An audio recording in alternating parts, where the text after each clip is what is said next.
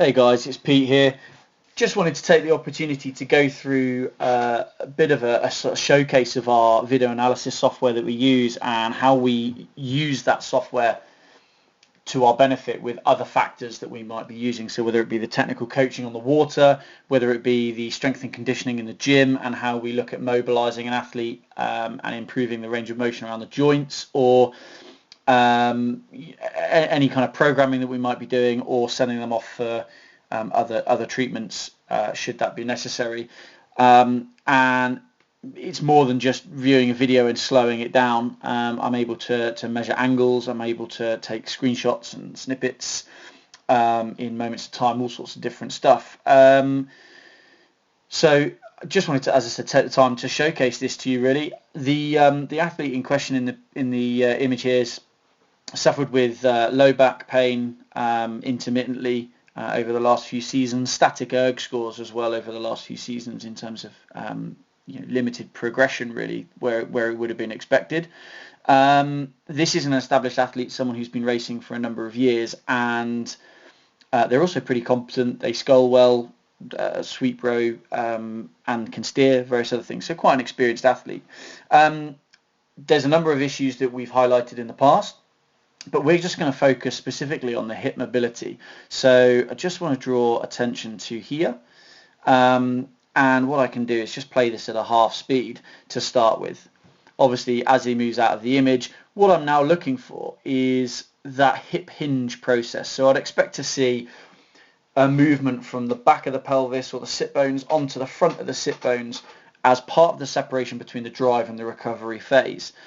The reason for this is so that we can get the body in a good, solid, strong position before we think about driving on the next stroke.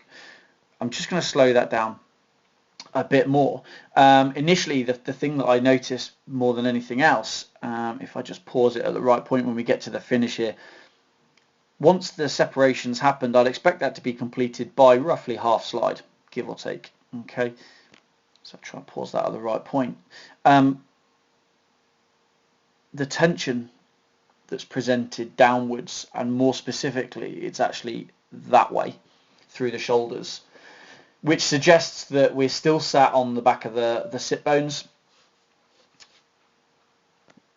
Leading into the catch, as we rise forward, one thing that this athlete does really, really well, there's a really definitive lift with the hands, ignoring anything else, just watching the hands, and then the knees and the hands at the right level drive back at the same time. So there's good sequence in there.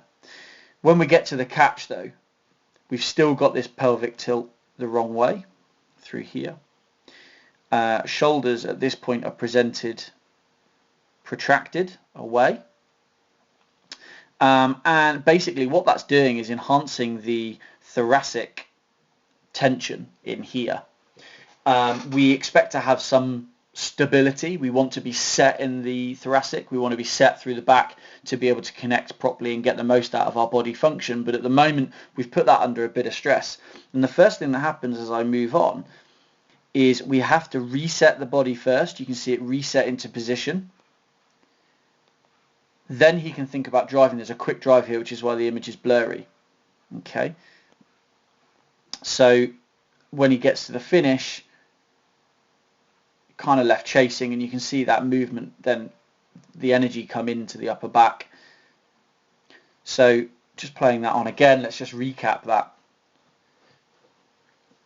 Limited pelvic tilt, that suggests that the tension through the hips, the hamstrings and the glutes is tight, and what that also leads to is through the later part of the recovery and into the catch, where we should be cushioning the toes, knees there start to splay, and you can see that lift up through the torso. So we spend a lot of energy resetting the position before we drive, rather than loading the spoons and getting the work down through the hips, because we're actually resetting the back into position first. Just a very quick snippet of what we're capable of analysing and seeing. This athlete is provided with a mobility program through his hip girdle, more specifically, and thoracic, and we keep reviewing the footage that we've got of them. Thanks for your time, guys.